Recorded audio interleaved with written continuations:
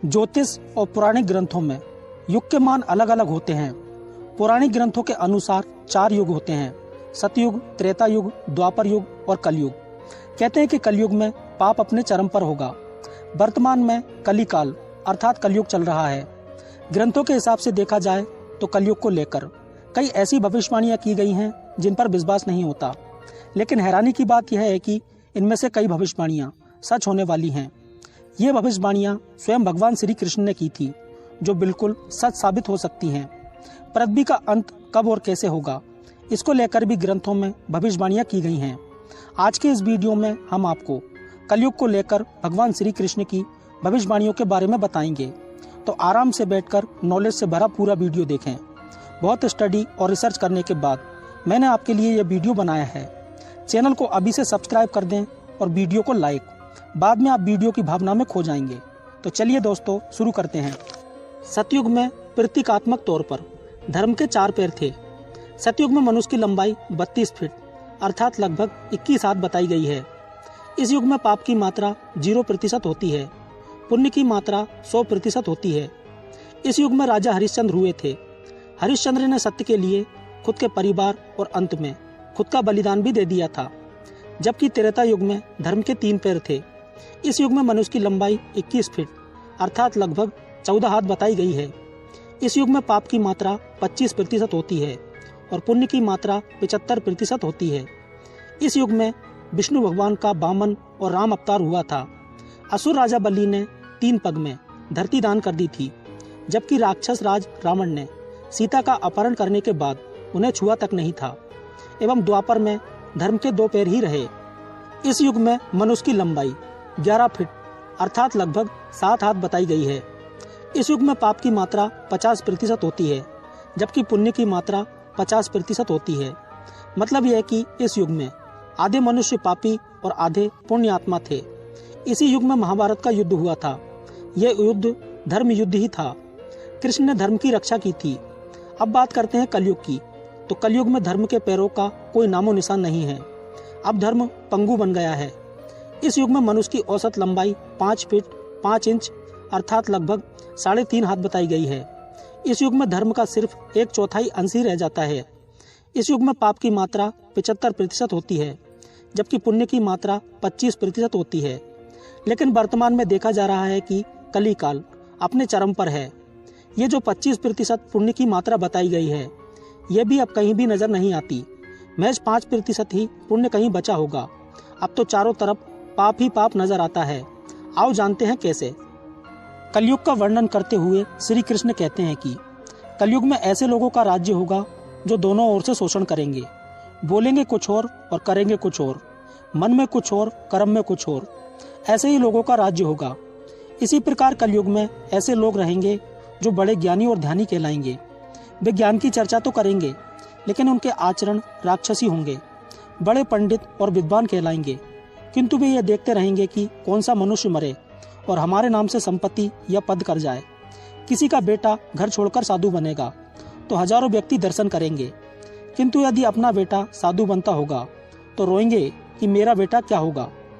इतनी सारी ममता होगी कि उसे मोह माया और परिवार में बांध कर रखेंगे। उसका जीवन वहीं खत्म हो जाएगा। अंत में बेचारा अनाथ होकर मरेगा। कलयुग में धनी लोग लड़के लड़की के विवाह में, मकान के उत्सव में, छोटे बड़े उत्सवों में तो लाखों रुपए खर्च कर देंगे, परंतु पड़ोस में यदि कोई भूखा प्यासा होगा तो ये भी नहीं देखेंगे कि उसका पेट भरा है या नहीं। उनका अपना ही सगा भूख से मर जाएगा और वे देखते रहेंगे। दूसरी ओर मौज, मदिरा, मांस भक्षण, सुंदरता और व्यसन में पैसे उड़ा देंगे, किंतु किसी के 2 आंसू पोंछने में उनकी रुचि नहीं होगी। कलयुग में मानव का मन नीचे गिरेगा, उसका जीवन पतित होगा। पुराणों में लिखा है कि जो व्यक्ति संगठन या समाज वेद विरुद्ध आचरण कर भारत की धार्मिक और सांस्कृतिक एकता को खंडित करेगा, उसका आने वाले समय में समूल नाश हो जाएगा।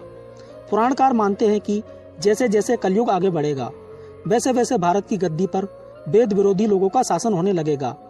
ये ऐसे लोग होंगे जो जनता से झूठ बोलेंगे और अपने कुतर्कों द्वारा एक दूसरे की आलोचना करेंगे, जिनका कोई धर्म नहीं होगा। ये सभी विधर्मी होंगे। ये सभी मिलकर भारत को तोड़ेंगे और अंततः भारत को एक अराजक भूमि बनाकर छोड़ देंगे। ज्यों ज्यों घोर कलयुग आता जाएगा, त्यों त्यों सौराष्ट्र, अवंती, अधीर, सूर, अर्बुद और मालव देश के ब्राह्मणगण संस्कार शून्य हो जाएंगे तथा राजा लोग भी शूद्र तुल्य हो जाएंगे। अपनी तुच्छ बुद्धि को ही शाश्वत समझकर कुछ मूर्ख ईश्वर की तथा धर्म ग्रंथों की प्रमाणिकता मांगने का दुस्साहस करेंगे। इसका अर्थ यह है कि उनके पाप जोर मार रहे हैं। जब वेदों को छोड़कर संस्कार शून्य हो जाएंगे, तब सिंधु तट, चंद्रभाग का तटवर्ती प्रदेश, कौंतीपुरी, कश्मीर मंडल पर प्रायः द्विजों का और मिलेच्छों का राज होगा। सबके सब राजा आचार विचार में मिलेच्छ प्राय होंगे। वे सब एक ही समय में भिन्न भिन्न प्रांतों में राज करेंगे। वे लूट खसोट कर अपनी प्रजा का खून चूसेंगे। जब ऐसा शासन होगा तो देश की प्रजा में भी वैसा ही स्वभाव, आचरण, भाषण की वृद्धि हो जाएगी। राजा लोग तो उनका शोषण करेंगे ही, आपस में वे भी एक दूसरे को उत्पीड़ित करेंगे और अंततः सब नष्ट हो जाएंगे। भविष्योत्तर पुराण के अनुसार ब्रह्मा जी ने कहा, हे नारद, भयंकर कलयुग के आने पर मनुष्य का आचरण दुष्ट हो जाएगा और योगी भी दुष्ट चित्त वाले होंगे। संसार में परस्पर विरोध फैल जाएगा। द्विज अर्थात ब्राह्मण, क्षत्रिय, वैश्य दुष्ट कर्म वाले लोग होंगे और विशेषकर राजाओं में चरित्रहीनता आ जाएगी। देश देश और गांव गांव में कष्ट बढ़ जाएंगे। संत जन दुखी होंगे। अपने धर्म को छोड़कर लोग दूसरे धर्म का आश्रय लेंगे। देवताओं का देवत्व भी नष्ट हो जाएगा और उनका आशीर्वाद भी नहीं रहेगा। मनुष्यों की बुद्धि धर्म के विपरीत हो जाएगी और पृथ्वी पर मिलेच्छों के राज्य का विस्तार हो जाएगा। महर्षि व्यास जी के अनुसार कलयुग में मनुष्यों में वर्ण और आश्रम संबंधी प्रवृत्ति नहीं होगी। वेदों का पालन कोई नहीं करेगा। कलयुग में विवाह को धर्म नहीं माना जाएगा। शिष्य गुरु के अधीन नहीं रहेंगे। पुत्र भी अपने धर्म का पालन नहीं करेगा। कोई किसी कुल में पैदा क्यों ना हो, जो बलवान होगा वही कलयुग में सबका स्वामी होगा। सभी वर्णों के लोग कन्या बेचकर निर्वाह करेंगे। कलयुग में जो भी किसी का वचन होगा वही शास्त्र माना जाएगा। कलयुग में थोड़े से धन से मनुष्यों में बड़ा घमंड होगा। स्त्रियों को अपने केसों पर ही रूपवती होने का गर्व होगा। कलयुग में स्त्रियां धनहीन पति को त्याग देंगी। उस समय धन पुरुष ही स्त्रियों का स्वामी होगा। जो अधिक देगा उसे ही मनुष्य अपना स्वामी मानेंगे। उस समय लोग प्रभुता के कारण संबंध रखेंगे। द्रव्य राशि घर बनाने में ही समाप्त हो जाएगी। इससे दान पुण्य के काम नहीं होंगे और बुद्धि धन के संग्रह में ही लगी रहेगी। सारा धन उपभोग में ही समाप्त हो जाएगा। कलयुग की स्त्रियां अपनी इच्छा के अनुसार आचरण करेंगी। हाव भाव विलास में ही उनका मन लगा रहेगा। अन्याय से धन पैदा करने वाले पुरुषों में उनकी आसक्ति होगी। कलयुग में सब लोग सदा सबके लिए समानता का दावा करेंगे। कलयुग की प्रजा बाढ़ और सूखे के भय से व्याकुल रहेगी। सबके नेत्र आकाश की ओर लगे रहेंगे। वर्षा न होने से मनुष्य तपस्वी लोगों की तरह फल मूल व पत्ते खाकर और कितने ही आत्मघात कर लेंगे। कलयुग में सदा अकाल ही पड़ता रहेगा। सब लोग हमेशा किसी न किसी कलेशों से घिरे रहेंगे। किसी किसी को तो थोड़ा बहुत सुख मिल जाएगा। सब लोग बिना स्नान करे ही भोजन करेंगे। देव पूजा, अतिथि सत्कार, श्राद्ध और तर्पण की क्रिया कोई नहीं करेगा। कलयुग की स्त्रियां लोभी, नाटी, अधिक खाने वाली और मंद भाग वाली होंगी। गुरुजनों और पति की आज्ञा का पालन नहीं करेंगी तथा पर्दे के भीतर ही नहीं रहेंगी। अपना ही पेट पालेंगी। क्रोध में भरी रहेंगी। ध्येय शुद्धि की ओर ध्यान नहीं देंगी तथा असत्य और कटु वचन बोलेंगी। इतना ही नहीं, वे दुराचारी पुरुषों से मिलने की अभिलाषा करेंगी। ब्रह्मचारी लोग वेदों में कहे गए व्रत का पालन किए बिना ही वेदा ध्यान करेंगे। गृहस्थ पुरुष ना तो हवन करेंगे, ना ही सतपात्र को उचित दान देंगे। वनों में रहने वाले वन के कंदमूल आदि से निर्वाह न करके ग्रामीण आहार का संग्रह करेंगे और सन्यासी भी मित्र आदि के स्नेह बंधन में बंधे रहेंगे। कलयुग आने पर राजा प्रजा की रक्षा न करके बल्कि कर के बहाने प्रजा के ही धन का अपहरण करेंगे। अधम मनुष्य संस्कारहीन होते हुए भी पाखंड का सहारा लेकर लोगों को ठगने का काम करेंगे। उस समय पाखंड की अधिकता और अधर्म की वृद्धि होने से लोगों की आयु कम होती चली जाएगी। उस समय 5, 6 अथवा 7 वर्ष की स्त्री और 8, 9 या 10 वर्ष के पुरुषों से ही संतान होने लगेगी। घोर कलयुग आने पर मनुष्य 20 वर्ष तक ही जीवित रहेंगे। उस समय लोग मंदबुद्धि, व्यर्थ के चिन्ह धारण करने वाले, बुरी सोच करने वाले होंगे। लोग ऋण चुकाए बिना ही हड़प लेंगे तथा जिसका शास्त्र में कई विधान नहीं है, ऐसे यज्ञों का अनुष्ठान होगा। मनुष्य अपने को ही पंडित समझेंगे और बिना प्रमाण के ही सब कार्य करेंगे। तारों की ज्योति फीकी पड़ जाएगी, 10 दिशाएं विपरीत होंगी। पुत्र पिता को तथा बहुएं सास को काम करने भेजेंगी। कलयुग में समय के साथ साथ मनुष्य वर्तमान पर विश्वास करने वाले, शास्त्र ज्ञान से रहित, दंभी और अज्ञानी होंगे। कलयुग के अंत के समय बड़े बड़े भयंकर युद्ध होंगे।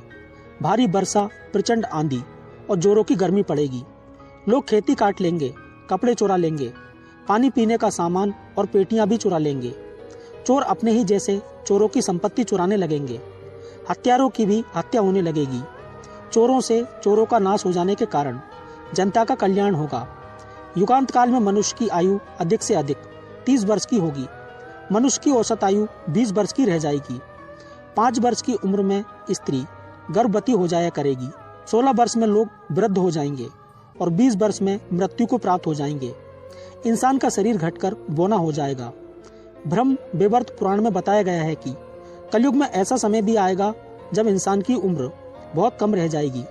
युवा अवस्था समाप्त हो जाएगी। कली के प्रभाव से प्राणियों के शरीर छोटे छोटे, क्षीण और रोगग्रस्त होने लगेंगे।